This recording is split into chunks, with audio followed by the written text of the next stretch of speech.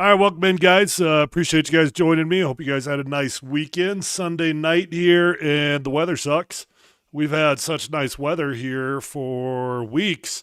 We got some torrential downpours, at least out here in Parker. I don't know what's going on for you guys, but that sucks. I was trying to get out there and get a walk in tonight. Matter of fact, I'm doing this crazy thing called the Hard 30. It's really the hard 75. I just finished the hard 30. I'm going to keep going through the 75. If you guys never heard of it, it's so you got to start your morning first 5-10 minutes outside. Drink a cup of coffee, get outside, and reset your sleep schedule by getting some sunlight. You got to get 2 workouts in a day. One of those is a strength workout. Another one is got to be outside. That could be like a walk. That could be a hike, whatever it's got to be, but it's 45 minutes at least. Got to drink a gallon of water every single day. You got to read a chapter or 2 every single day.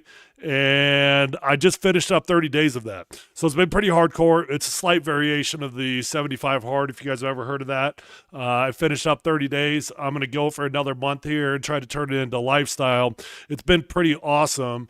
Unfortunately, the weather sucks here tonight, and I might have to put my raincoat on after this podcast to go out and get my workout in. So anyways, if anybody's feeling in a rut out there with workouts, I could not suggest this enough. It has totally reset me. Back in the weight room. It's been fun to get back in the weight room, get some gains going on, and it's been basically 9 years since I've been in the weight room. So anyways, I didn't plan on going into all that. The weather got me.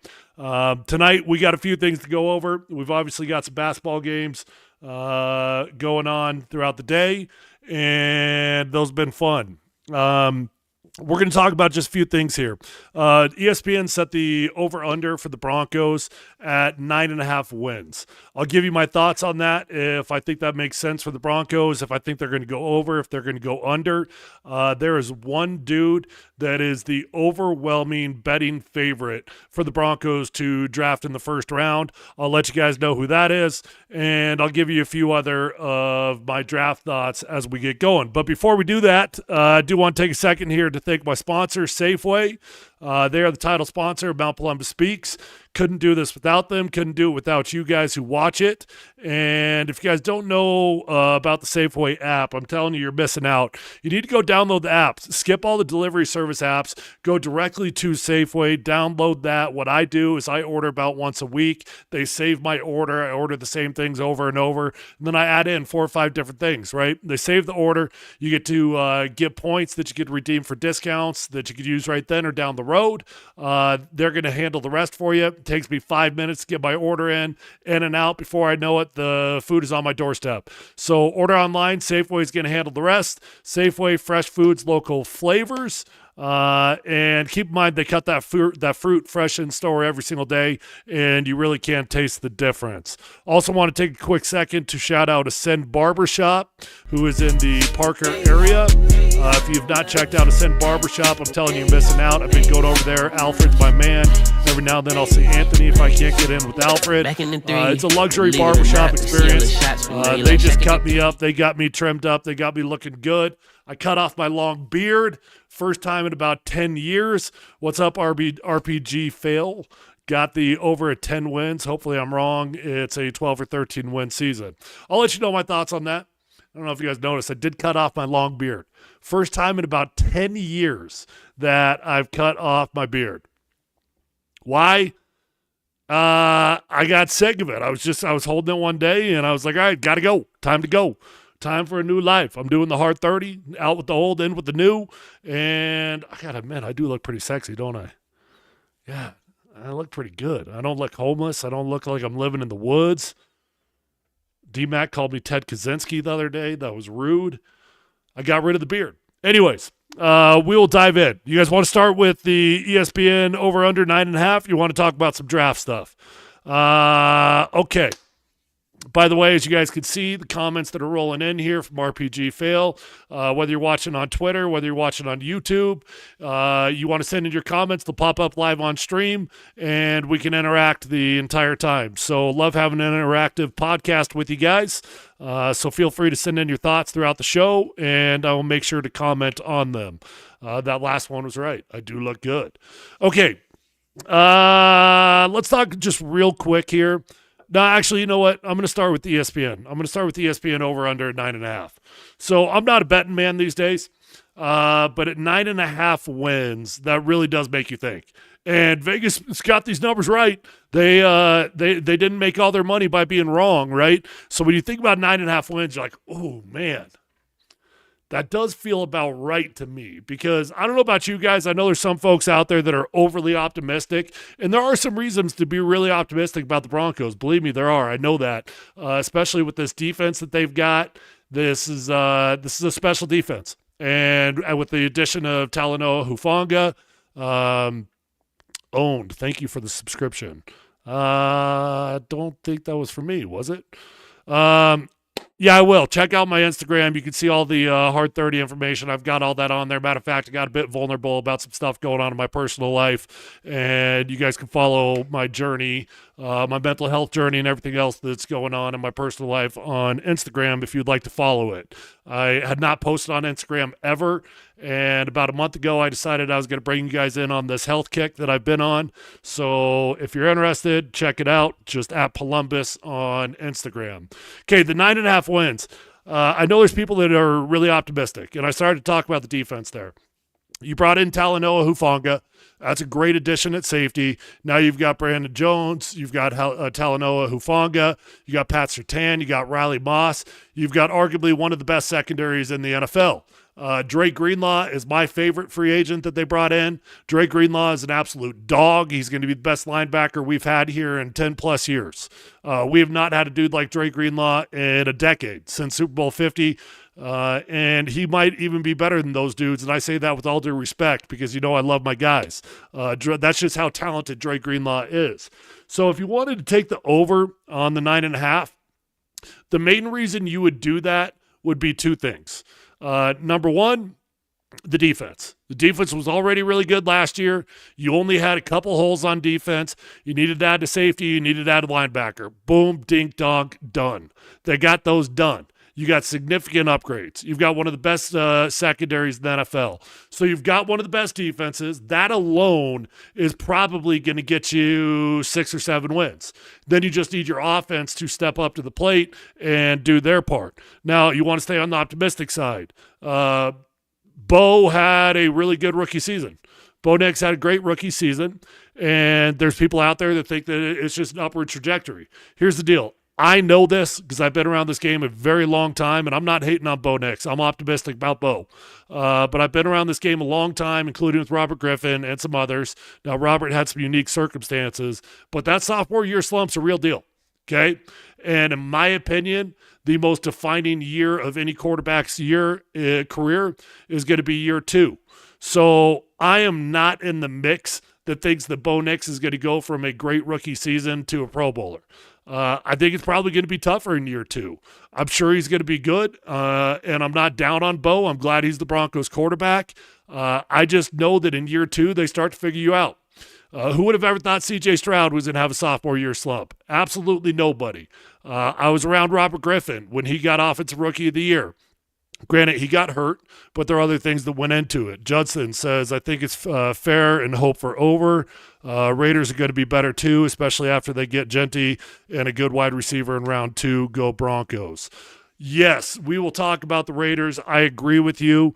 I think that is one of the main reasons why you actually might take the under.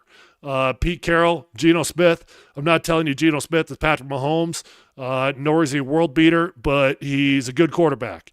And Pete Carroll, what does he do? He goes about 500 every single year. So we'll see if the Broncos can sweep the Raiders this year or not. It's going to be challenging for him, but hopefully in year 1, you can take advantage of Pete Carroll when he hasn't gotten that roster turned over the way he wants to. Look, I think the defense is going to be really, really good. And I do think that that's going to put you as a fringe playoff team. If you were to ask me today, what do I think the Broncos' future is going to be next season? I would just say fringe playoff team. I think they're going to be a 7-win team that if the ball bounces their way 3 or 4 times, they might get to 10 wins. If the ball bounces the wrong way a few times, they might stay at 7 wins. I don't think that they are going to jump to the 12 to 13 win category. That would be incredible if they do. Hopefully I'm wrong on it. But I think it's going to be tough for Bo Nix in year 2. It's tough for most quarterbacks in year 2. Just look through history, man. It'll show you. And it doesn't mean that even if he does have a slight regression in year 2, first off, I think he'll bounce back mid-season. I'm not even saying it's got to be a full year-long deal. But even if it were a full year-long deal, it doesn't mean the dude's going to suck. It just means football gets hard. And NFL defensive coordinators, they started to figure you out. So that's just my generic, not even thinking about the teams that they're going to play, take on how many wins the Broncos are going to have next season. I think they're a fringe playoff team. 9.5 sounds perfect. I am feeling optimistic about the Broncos. I do think that defense is damn good. So if you were to put me on the spot today, I guess I would take the over. No reason to be negative at this point. I guess I'd take the over right now. Brian says be relevant in late December, and I'll be excited. Yeah, no doubt about it. We were relevant this year. Made it to the playoffs. It was embarrassing, but we did make it to the playoffs. Let's get a win in the playoffs this year. That'll be a step in the right direction. Now, like I said, though, that's just kind of my generic, without thinking about when and where they're playing their opponents, take on the Denver Broncos. They're a bubble playoff team. But let's talk about the actual teams that they're going to play, because although we don't have the actual schedule yet, we do know the teams that they're going to play. We know who's going to be at home and who's going to be on the road. So let's dive into it here a little bit. I mean, first off, we got the AFC West. So let's just start with what we know in the AFC West, okay? You got the Chiefs, you got the Chargers, you got the Raiders, you got them each twice. Do we think the Chargers are a good team? I do. I don't know what you guys think. I think Jim Harbaugh is a damn good coach. I think Justin Herbert is a damn good quarterback, despite what happened in the playoffs last year. I think in year 2, they're going to be really tough. Once Jim Harbaugh actually learns to trust his quarterback and he doesn't try to run the football quite as much, that's going to be a dangerous football team. I'd call that a split, okay? I think you probably beat the Chargers once. I'm going to mark this down as I'm talking. Win once versus the Chargers, lose once versus the Chargers. I'm going to call it a split. Raiders. Look, man, maybe this is just firsthand knowledge. I did play for Pete Carroll out in Seattle. I was with him in year 1 out in Seattle. And we did have a losing record that year, but we actually made the playoffs. It was crazy. We made the playoffs. We actually got a win in the playoffs versus the Saints. We won the NFC West with a losing record. But we were a competitive football team because that's what Pete Carroll does. He's going to bring in 150 bodies. He's going to switch out the team every Tuesday. You're going to have about 10 guys get cut. It's going to be high competition. Pete Carroll's going to have a damn good defense, and he's got a quarterback that he likes. Not calling him a world beater, just saying it's a very respectable quarterback in Geno Smith. I think you can sweep the Raiders. I got a little bit too much inside knowledge of the Pete Carroll program. I respect him too much that I'm actually going to call that a split as well. Okay, so I'm going to give it 1 win versus the Raiders. I'm going to give it 1 loss versus the Raiders. Look, this is way, way too early talk here. This is stupid. Nobody hold me to this. I'll probably change my opinion on it 150 times before we actually get to the regular season. And then we got the Chiefs. Okay, let's just be optimistic. Let's be realistic. Probably not going to sweep the Chiefs. Let's call it 1 win, 1 loss. All right, so I got a splitting against the entire AFC West. James says the Raiders' front office moves were excellent. They may actually get the thing turned around. They went out my screen before I got to see the rest of it, but I think you were saying it got to get it turned around sooner rather than later. And I would agree with that. They're going to be a tough team. It's going to be a really tough team. Pete Carroll's never a 12-win team, but he's always a 9 or 10-win team. That's just what he does. That's what the Seahawks had always done. We'll see if he can do it in year 1 or not, but by year 2, they'll be a 500 team or better. I promise you. Mark my words on it. Okay, so that's the AFC West. I've got the Broncos going 3-3 in the AFC West. All right? I think that's fair. Could you sweep somebody? Sure. Could you get swept by somebody? You probably could. Now, here's the teams. If you don't know who the Broncos are playing next year, here's what they've got. They've got a home game against the Bengals. They've got a home game against the Packers. They've got a road game against the Jets. They got a home game against the Jags, home game against the Titans, home game against the Cowboys, home game against the Giants, and road versus the Texans. So, man, you actually ended up with quite a few home games out of all that. It's going to end up being about 50-50, but there's always one odd number now that you play 17 games. So I think the Broncos actually end up with one extra home game. James says Tom Brady and Richard Seymour in the front office will really help Pete Carroll. Is Richard Seymour in the front office? God, somehow I missed that. I knew Tom Brady was out there. I did not know that Richard Seymour was. I played against Richard Seymour. I ended up with Richard Seymour's butt on my face one time. True story. Bare butt. He got deep pantsed. Fortunately, I had a helmet on. He got deep pantsed. His bare ass ended up on my helmet. Look it up. You can find it on YouTube somewhere. It was a home game playing for the Broncos my second year in the NFL. Funny moment. That's a big sweaty ass, though.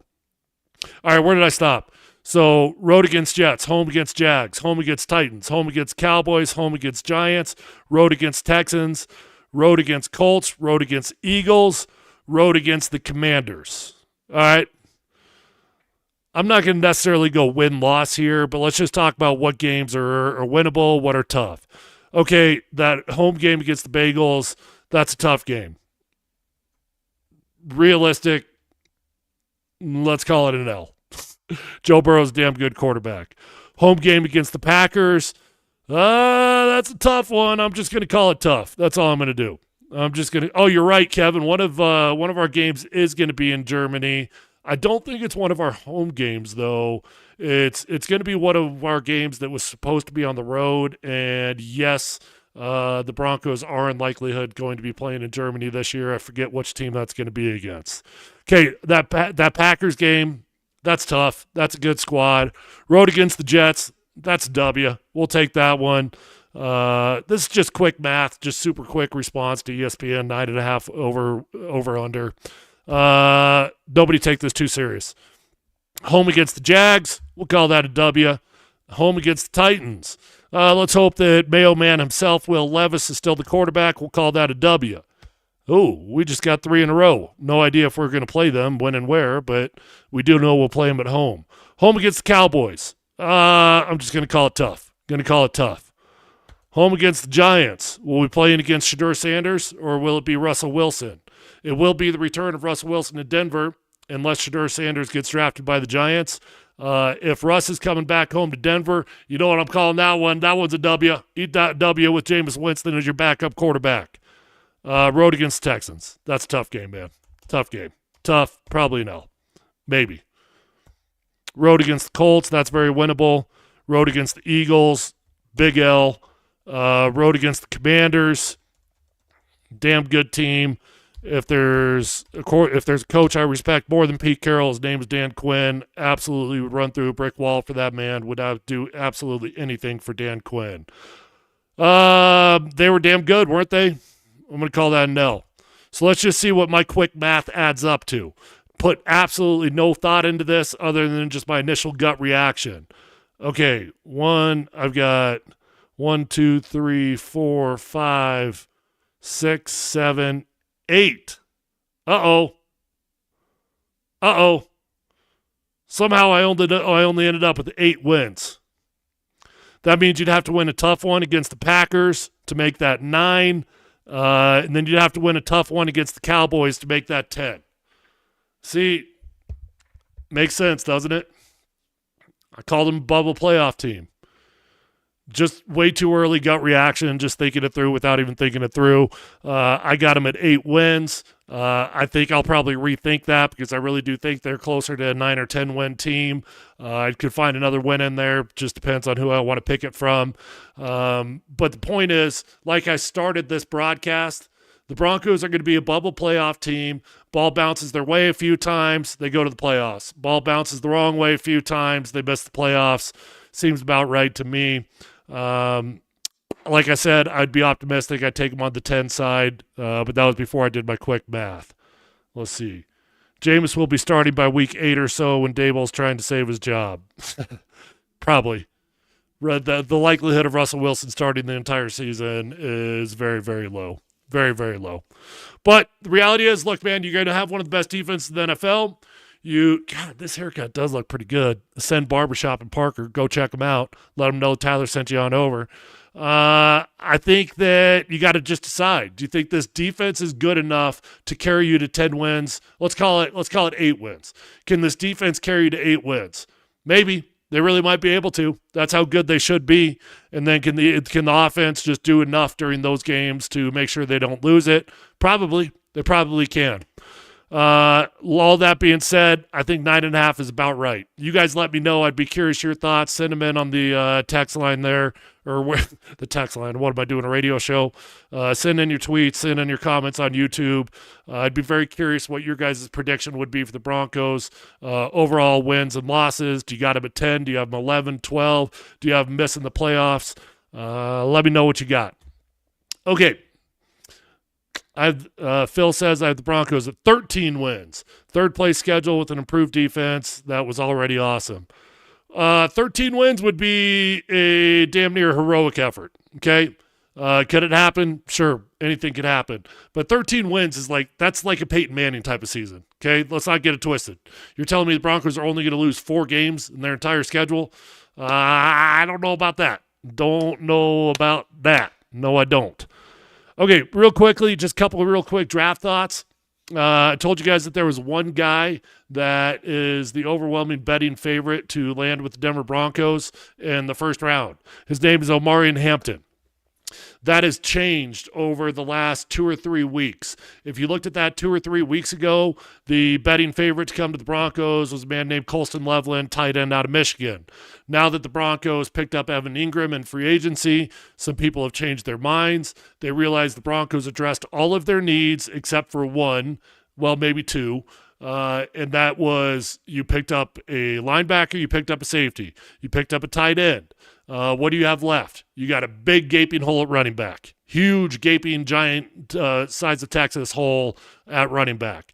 You do have needs at wide receiver, okay? And I think if you don't go Omarian Hampton in the first round, actually I would think if you put me on the spot right now, I would say a wide receiver feels like the most likely candidate in the first round just based off the names that are going to be available. I like Omarian Hampton, and I'm not one of those guys that's like, oh, he's from North Carolina. We just drafted a guy, Javonte Williams. How did that work out for us? He was from North Carolina also. Okay, so every player is going to be the same just because they went to the same college. I don't buy into that. I don't use that math or that dumb logic. I like Omarian Hampton. I think he's a damn good player. The thing with the running backs, though, this is arguably one of the best running back classes in 10 years. There are going to be starting running backs available in the third round. Now, I'm not saying you need to wait because, look, if you love a dude, if Omarian Hampton's your guy, I'm not telling you need to wait to the third round just because you think there's other guys that are going to be good. Take the best that's available, but there's 2 positions that I generally don't like drafting in the first round. This year, they're both on the board. I don't like drafting a tight end in the first round, and I don't like drafting a running back in the first round. There's always exceptions to the rule. I like Colston Loveland a lot. I'd be fine if the Broncos selected Colston Loveland. I like Omarian Hampton a lot. I'd probably talk myself into that pick. I'd probably be okay with it. But I think what I would do, I would take a Luther Burden and a Emeka Egbuka, and then I would take a Travion Henderson or a Judkins out of Ohio State in the second round. Jaden Higgins looks like a beast wide receiver in the second round, Justin says. Yeah, look, man, there's a lot of good players. And there's never just one way to solve a problem, right? Unless it's math, and even math, there might be other ways to solve it. Generally speaking, there are multiple ways to end at a good destination, and it doesn't mean you have to select a running back just because it's the biggest need on your team. You don't have to select a tight end, nor do you have to give up on a tight end just because you picked up Evan Ingram. I still think the Broncos need to draft a tight end in this year's draft. Matter of fact, I hope they draft a tight end relatively high. Judson wants them to trade down, get 1 or 2 extra top 100 picks. Henderson, Higgins, Fannin, or Ferguson. I'll put it this way. If George Payton had his way, I bet he would trade down. If Sean Payton had his way, he probably would trade up. And we all know who's going to win that battle. I'm not saying they're going to trade up. I don't think they will. Unless an Ashton Genty had an unforeseen slip or Tyler Warren had an unforeseen slip, I think there's very little the Broncos would actually trade up for. George Payton would love to trade back. He loves having his darts. That's what he calls them. He calls his draft picks his darts. And Sean Payton's going to get too antsy, and he's just going to want to select a dude at number 20. That would be my official prediction. So my way too early math on the over-under, I had them missing it, but my gut says they probably get to it, if that makes any sense. The math on selected Omarian Hampton in the first round, I'm okay with it, but you better really love him. You better really, really freaking love him because there are so many running backs in this year's class. You just don't have to press it in the first round unless you feel like he's a generational dude, unless you feel like he's the equivalent of Ashton Genty. And a lot of people would tell you he is. Okay, again, thank you to my sponsor, Safeway. Make sure you download the Safeway app, fresh foods, local flavors, order on the app, redeem points for discounts, and you're going to have that food at your door before you blink an eye. And make sure you check out Espn Barbershop in the Parker area if you need your haircut. This is what it comes out looking like. You're going to look fantastic. Let them know Tyler sent you on over. They'll get you taken care of. I love Alfred and I love Anthony. Those are the two guys that I usually see. Everybody else there is fantastic. I've just never seen him because Alfred does such a great job. I generally try to see him every time I can. You guys will love it no matter what. All right, appreciate